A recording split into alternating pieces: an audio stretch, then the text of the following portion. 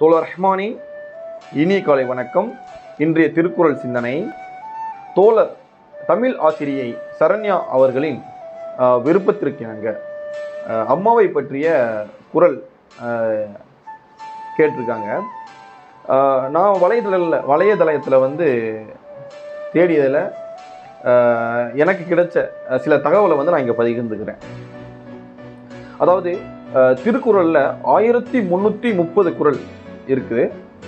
அந்த 1330 குறளும் அறம் சார்ந்தவை. அந்த அறம் சார்ந்த 1330 குறள்களையும் நமக்கு கற்றுக் கொடுத்தது யாரு அப்படின்னா, அந்த அறத்தை நம்ம கற்றுக் கொடுத்தது யாரு அப்படின்னா கூறப்பட்டு அந்த 1330 குறளையும் கூறப்பட்டுள்ள அறக்கருத்துக்களை நமக்கு யார் கற்றுக் கொடுத்தா அப்படின்னா அவள்தான் தாய்.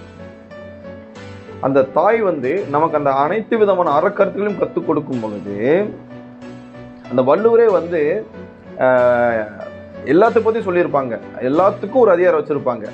அதாவது அரசன் இப்படி தான் வாழணும், ஒரு குழந்தை இப்படி தான் வாழணும், ஒரு வயதானவன் இப்படி தான் இருக்கணும், ஒரு இல்வாழ்க்கை வாழ்றவன் இப்படி தான் வாழணும், ஒரு துறவி இப்படி தான் வாழணும் அப்படின்ட்டு ஒவ்வொருத்தவங்களுக்கும் ஒவ்வொரு அதிகாரத்தில் தனித்தனியாக சொல்லியிருப்பார் வள்ளுவ பெருந்தை. ஆனால் பெத்த தாய் அவர் அம்மா அவர் இப்படித்தான் வாழணும் அப்படின்ட்டு எந்த அதிகாரமும் அவர் வைக்க கிடையாது.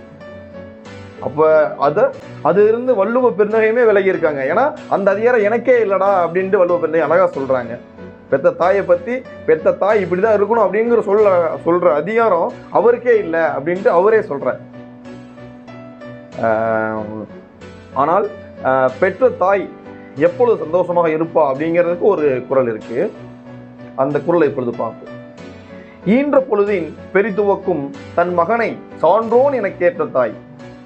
அதாவது தன் குழந்தைய பெற்றெடுக்கும் பொழுது எவ்வளவு சந்தோஷம் இருந்தாங்களோ, அந்த தாய் எவ்வளவு சந்தோஷமா இருப்பாளோ அதை விட ரொம்ப சந்தோஷமா இருப்பாங்களாம். எப்போ அப்படின்னா, தன் மகனை சான்றோன், அறிவுடையோன், நல்ல பன்மூலை உடையோன் என்று பிறர் அந்த தாயிட்ட சொல்லும் பொழுது அதை கேட்கும் போது அவ பெற்ற இருந்த சந்தோஷத்தை விட மிகப்பெரிய சந்தோஷத்தை அடைவா அப்படின்ட்டு வள்ளுவ பெருந்தை அழகா சொல்றாங்க.